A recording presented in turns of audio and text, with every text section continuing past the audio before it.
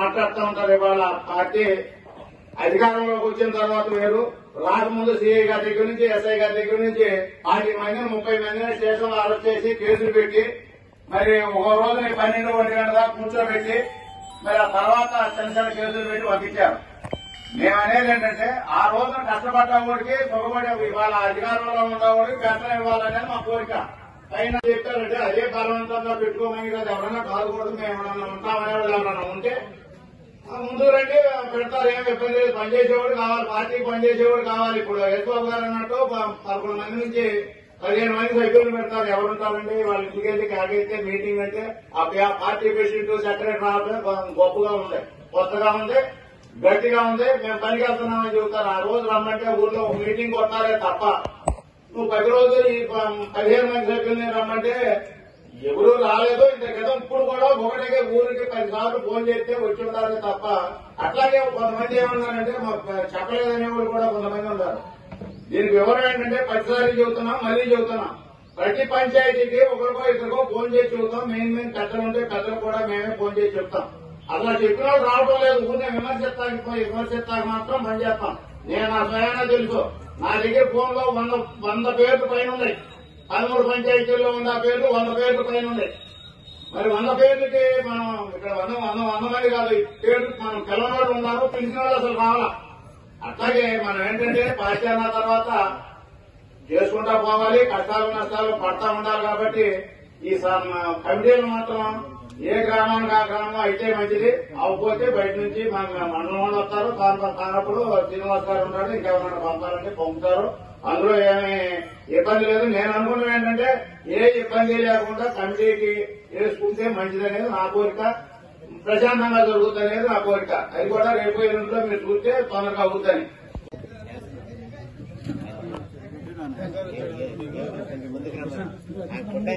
సమావేశపరచండి, వాళ్ళ ఆమోదంతో కూర్చుని మాట్లాడుకుని ఓ నిర్ణయం తీసుకోండి. ఈ సమావేశానికి విచ్చేసినటువంటి కార్యకర్తలకు సర్పాన్ని ఏర్పాటు చేసినటువంటి సందర్భం గ్రామాల్లో గ్రామ సభ్యుల్ని నాయకుల్ని ఎన్నుకునేటువంటి విధానం. గ్రామాల్లో అందరూ కూడా సమావేశమై ఒక చోట ఈ పార్టీ ఆ పార్టీ అని లేకుండా మరి వైసీపీ అయినా సరే వాళ్ళకు కూడా యాక్టివ్ గా ఉండే వాళ్ళైతే వాళ్ళని అలాగే ఉంచేసి మరి అవగాహనతో ఆ యొక్క సభ్యుల్ని ఎన్నికనే విధానాన్ని తొందరగా పూర్తి చేయాల్సిందిగా కోరుకుంటున్నాం. అలాగే మన కూటమి ప్రభుత్వం ఎంతో అభివృద్ధిలో ముందుకు వెళ్తోంది. అనేక సంక్షేమ కార్యక్రమాలని, అభివృద్ది కార్యక్రమాలని కూడా చేపడుతోంది. మరి సూపర్ 6 లో భాగంగా దాదాపు అన్ని కూడా పూర్తి చేశారు. మహిళలకు ఉచిత గ్యాస్ బండ్లు, అలాగే పెన్షన్ 4,000 పెంచి ముందుగానే ఇస్తూ ఉండడం జరుగుతోంది. మరి అలాగే నెక్స్ట్ ఈ నెలాఖరికి కానీ జూన్ 1st వీక్ లో కానీ తల్లికి వందనం అంటే అమ్మఒడి కార్యక్రమం కూడా వాళ్ళ తల్లుల ఖాతాల్లో డబ్బులు వేయడం జరుగుతుంది. అది 6 నెలలకు ఒకసారి 7,500 ఒకసారి, 7,500 ఒకసారి వేయటమా లేకపోతే 15,000 వేయటమా అనేది ఆలోచిస్తున్నారు. ఏదైనా సరే మొదటి వారంలో కానీ మే నెల ఆఖరికి కానీ ఆ యొక్క తల్లికి వందనం అనేది కూడా జరుగుతుంది.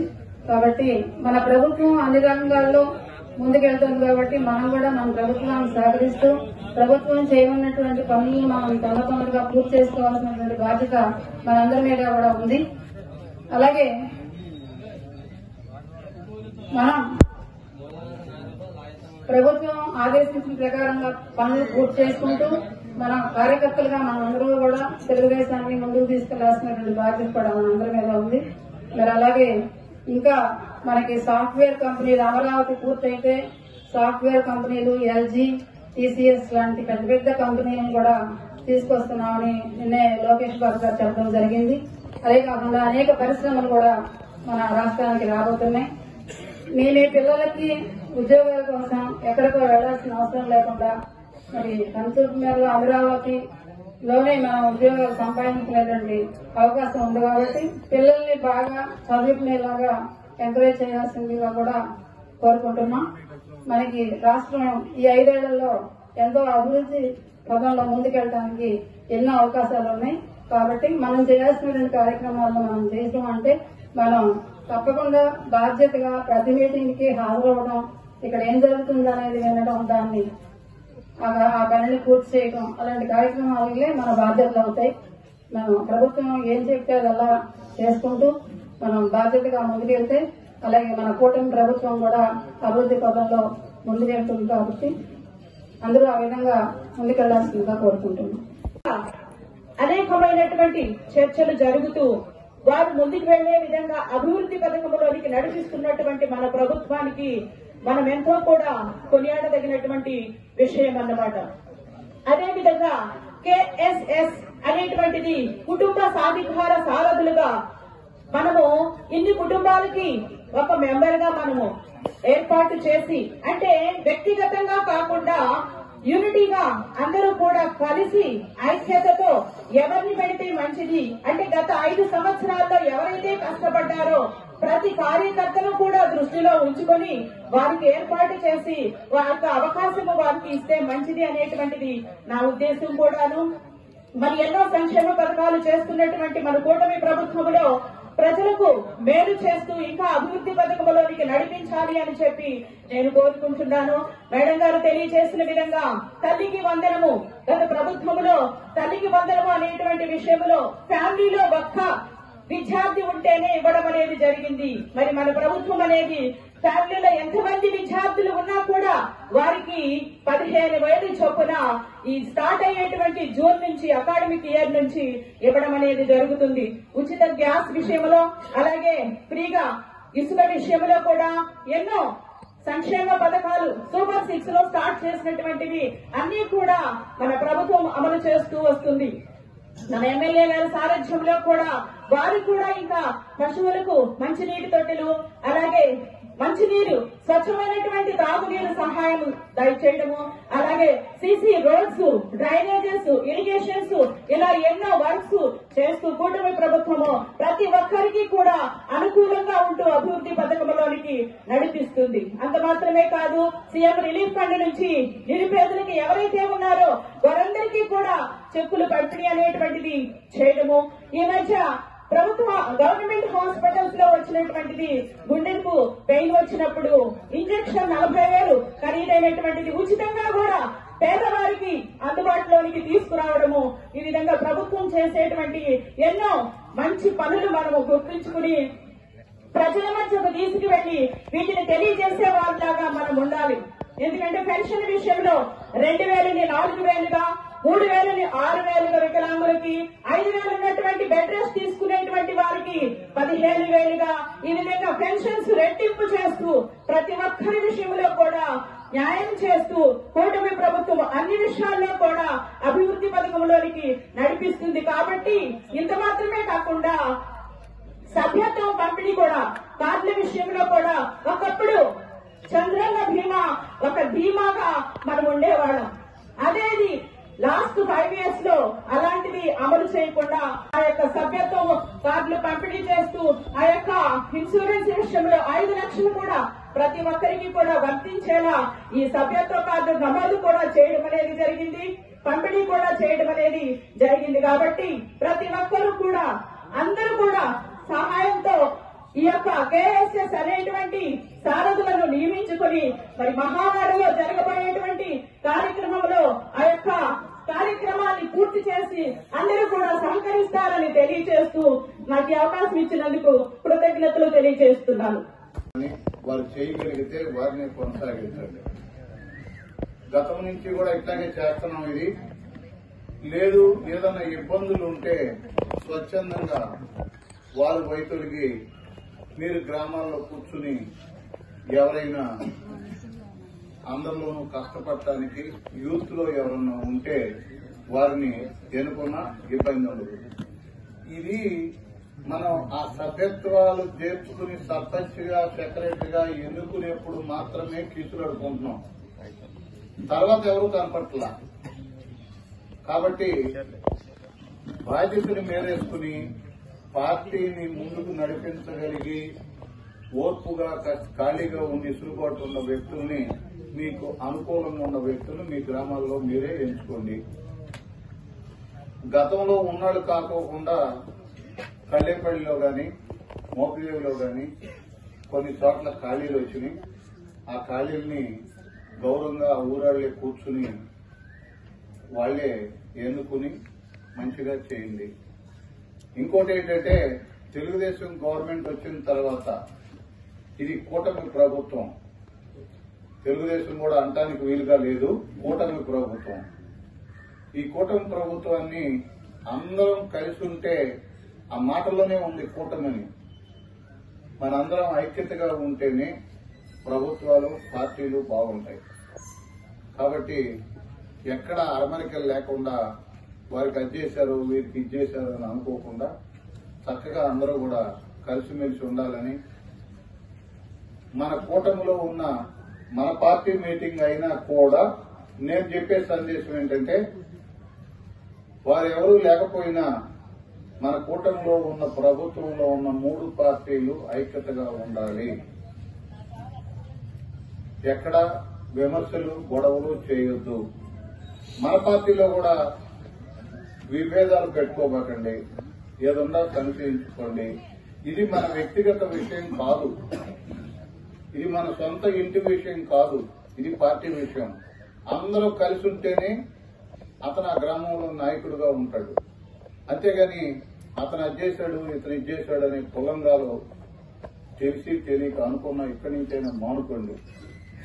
కాబట్టి మన గవర్నమెంట్ లో చంద్రబాబు నాయుడు గారు పడే తపన తాపత్రయం దాని గురించి చెప్పండి.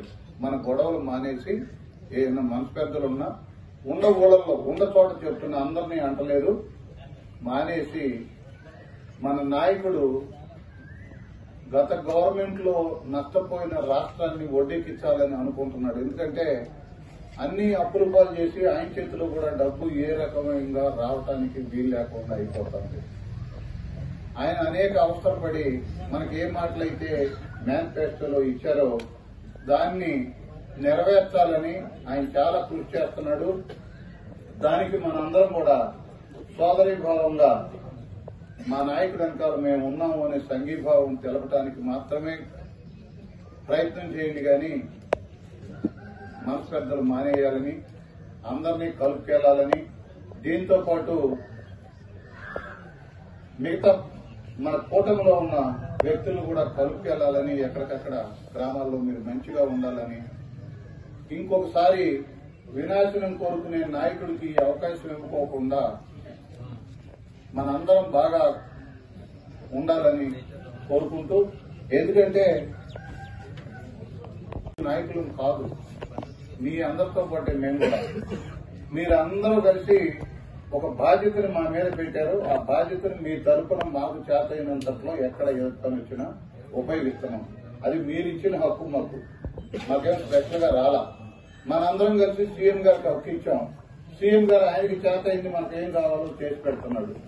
కాబట్టి మనం మంచిగా మన పార్టీని గతంలో లాగా ఇట్లా నెలవారీగా మీటింగులు పెట్టుకుని ఎవరికైనా ఎక్కడన్నా ఇబ్బందులు వస్తే మన బాధ్యత కలిగిన వాళ్ళందరం కూడా ఆ వ్యవహారంలో తలదూర్చి వారికి వచ్చిన ఇబ్బందిని మనం నెరవేర్చేట్టుగా ఉండాలి. కానీ మనం అరమరికలు లేకుండా ఉండాలి. పార్టీని ముందుకు తీసుకెళ్దాం. చంద్రబాబు గారికి ఈ నెలలో అమ్మ ఒడి ఇస్తానని మాట ఇచ్చాడు. దానికి ప్రయత్నిస్తున్నారు. మరి అది జరుగుతుంది.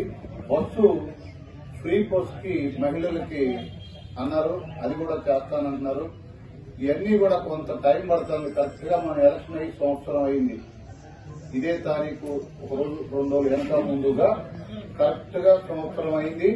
సంవత్సరంలోనే అనేక ఇబ్బందులు పడుతూ ఆయన మాట పోగొట్టుకోకుండా గ్రామాల్లో మీరు అడిగిన చోటల్లో సీసీ రోడ్లు ఇచ్చారు. మెయిన్ రోడ్లు ప్యాచ్ వర్క్ చేశారు. డ్రైన్స్ చక్కగా డ్రైన్ చేస్తున్నారు రైతాంగానికి ఇబ్బంది లేకుండా. ఆయన 3,000 ఇచ్చే పెన్షన్ ఒకసారి 4,000 చేసి మాట పడకుండా ఎన్ని ఇబ్బందులు ఉంటా 1వ తారీఖు పెన్షన్లు ఇస్తున్నారు మీ అందరి చేతుల మీద కూడా. మరి ఇందాక ఆవిడ చెప్పినట్టు 3,000 వరకు 6,000 చేశారు. 5,000 వరకు 15,000 చేశారు. బిడ్డలు సరిగ్గా చూడట్లేదు, వారికి ఇబ్బందులు ఉన్నాయి. వారికి మనమే కుటుంబ సభ్యుల్లాగా ఉండాలి. వారికి ఏదో ఒక రకమైన మందులు భోజనానికి కావాలని వారికి వృద్ధులకి 15,000 చేయడం జరిగింది. మన నాయకుడు వచ్చిన తర్వాత అనేక సంక్షేమాలు జరుగుతున్నాయి. పాడైపోయి శాంతం పాడైపోయింది అని వాళ్ళకి వీళ్ళకి ఇళ్ల స్థలాల కింద ఇచ్చేసి అది అలర చేయాలని చూసిన రాజధాని బ్రహ్మాండంగా ఇవాళ మళ్లీ దేదీప్యంగా ఉంటుంది. అందరూ వెళ్ళి చూసి రండి. మొన్న ఎల్లుంటారు మీటింగ్ కి. కొంతమంది వేరే పనుల మీద వెళ్ళినప్పుడు చూస్తూ ఉండుంటారు. పనులనాళ్ళు వెళ్ళి చూసి రండి. అందరూ కూడా అర్థం చేసుకుని మన నాయకుడి భావాన్ని, మాటల్ని, పార్టీ పనిని గ్రామాల్లో తెలియని వ్యక్తులకి ఈ మీటింగులకు రాని వారికి చక్కగా నచ్చజెప్పి అందరినీ ప్రబోధం చేయాలని కోరుకుంటూ మనం మన అధ్యక్షుడు వారు ప్రతి నెల మీటింగ్ పెట్టినప్పుడు మనం టయానికి పనులున్నప్పుడు పనులున్నట్టు చూసుకుని ఖాళీ దొరికిన వాళ్ళందరూ కూడా వచ్చి మీటింగ్ ని సక్సెస్ చేసి చేయాలని కోరుకున్నాను. ఈ రోజు అయితే నాకు చాలా సంతోషం. ఎందుకంటే పాపం ఈ వచ్చిన వాళ్ళలో నాయకత్వంలో ఉన్న వాళ్ళు ఎవరు తక్కువ మంది ఉన్నారు. పార్టీ మీద ప్రేమతో వచ్చిన వాళ్ళు ఎక్కువ మంది ఉన్నారు. మరి వాళ్ళందరినీ కూడా మనం గౌరవించుకోవాలి.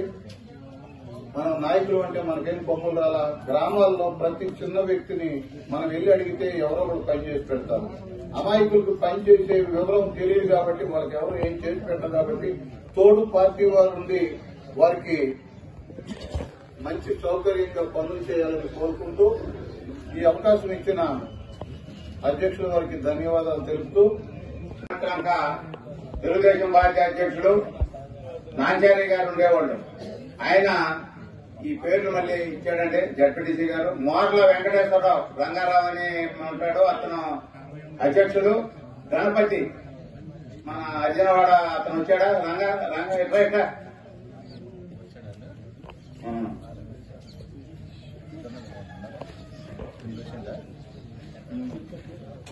ప్రెసిడెంట్ సెక్రటరీగా ఆయన నేను తప్పుకుంటూ వాళ్ళ పేర్లు చెప్తున్నామని చెప్పి ఆయనే అనౌన్స్ చెప్తే నాతో చెప్తే నేను రాయించాను. ఈ పూట రాయించి ఆ పేర్లు కూడా రేపు పొద్దునే తీసుకొస్తాను.